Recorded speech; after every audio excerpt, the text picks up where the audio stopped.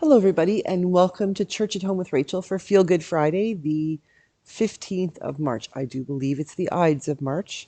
For those of you who haven't in a while, it might be a good day to get out your Julius Caesar from Shakespeare and give it a read. Today, I want to talk about a phrase. I don't know if you've ever heard of it, but I have. It's the phrase, an embarrassment of riches. Have you ever heard that before? An embarrassment of riches. I think for me anyway, what it stands for is that particular place or time you find yourself in when you are so overwhelmed and overcome with so many good things in your life, you don't know what to do with them. You have an embarrassment of riches. It's almost embarrassing how well things are going. And isn't that a joyous place to be? Now, I know some of you really struggle with life and things are difficult. But on the other hand, have you not had some moment in your life, maybe when you're a child or at university or some point where you just had a moment where you thought, everything's awesome. This is great. Maybe it's when you met your spouse or your best friend or you got your cat or some point where you realize that if everybody could feel the way I feel right now, the world would be such an awesome place. An embarrassment of riches. I've had times like that in my life. I remember when I first met Rob and realized that this was going to be more than a friendship. This was an answered prayer. I felt like I had an embarrassment of riches, and my poor friends and family, all the people who heard me talking about Rob this and Rob that, how how frustrating must have been because they'd already lived through that, and here I was going through it and sharing it with all of them who just probably didn't care any at all. But for me, it was an embarrassment of riches. As I record this, I it is we're getting ready for Monday when I will sit in this place. Can't see it, my head's in the way, but up there in the middle. Okay, where's the camera? Up there in the middle. Sorry, my hand's not working. Um, there's an arch, and there's like a long black chair, or brown wooden chair. In the middle of that is the cathedra. That is the place where the bishop sits. I think. No, sorry, that's the wrong side. There's something similar to it on the other side, and that's the cathedra. And that's where I will be seated after I am vested as a bishop in this cathedral on Monday night. And I am feeling an embarrassment of riches. I have found myself in a place that I can call home for a really long time. And I've never had that. We've moved around so much. I never really had that place where I could say, you know what, this is where I'm going to be until this is where I'm going to be until I retire. And that's not tomorrow. I'm not young, but I'm not old. I got lots of time left. And I have this incredible place to be, this incredible diocese to serve in. I am surrounded by incredibly talented clergy and lay people, like absolutely blessed with people who not only do their job well, but they love Jesus Christ and they want others to feel that love and they want to help others and contribute to others feeling the need to say to God be the glory.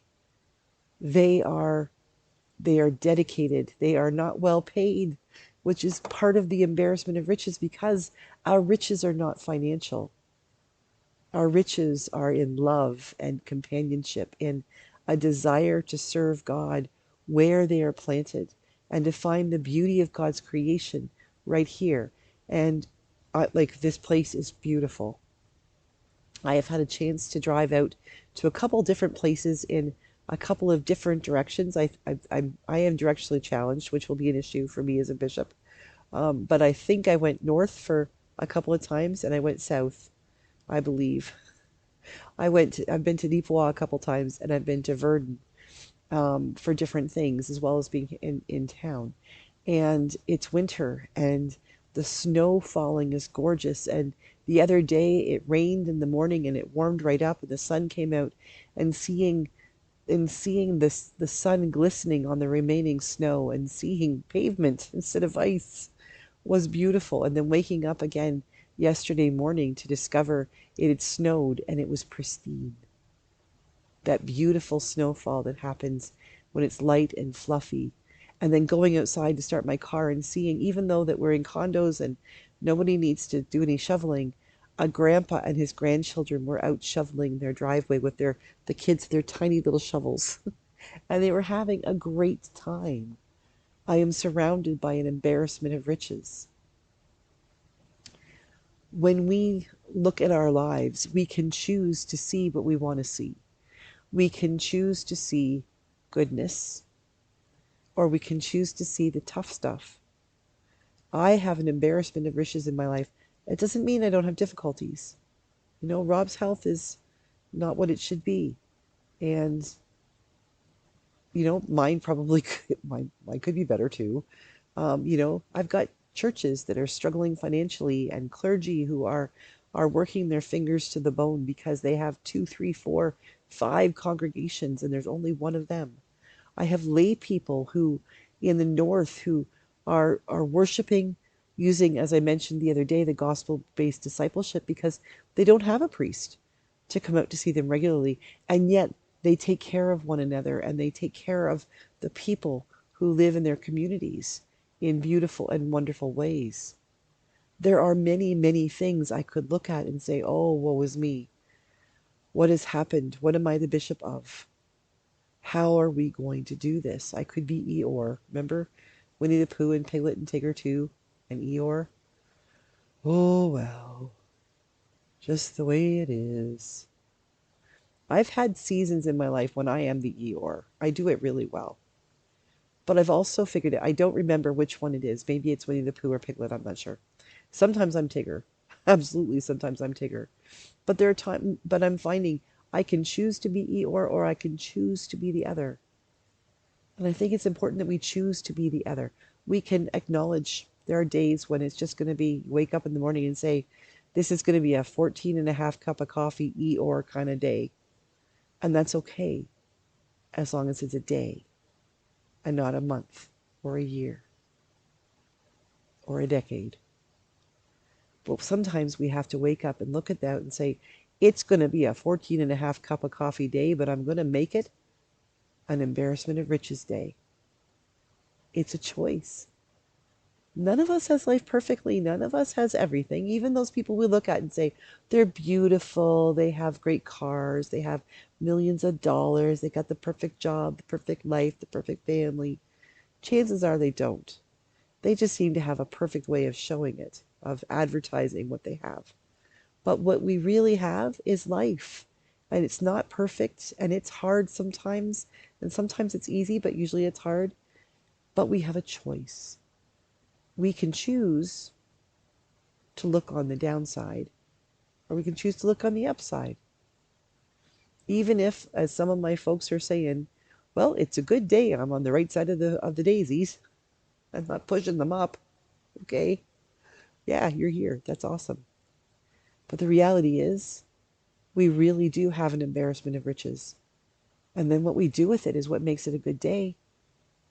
So I hope today, this Feel Good Friday, is a day where you feel like you have an embarrassment of riches, where you feel like, you know what, even if you started it out as an Eeyore day, you'd make the choice to say, Eeyore, go back to bed.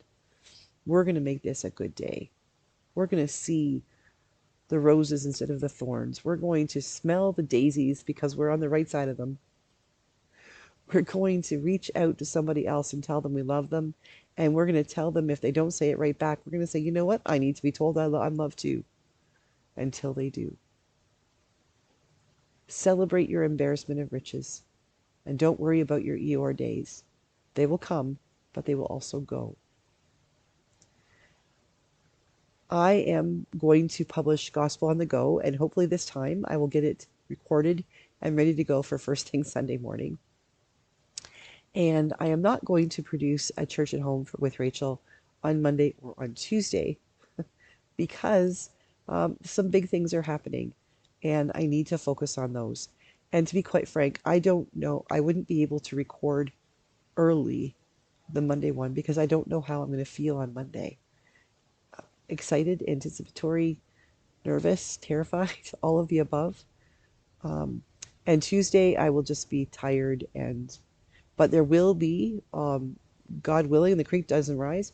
There will be a video back on Wednesday, and Then the following Sunday, Gospel on the Go, well, probably on Wednesday too, I'll have on a purple shirt. Wow.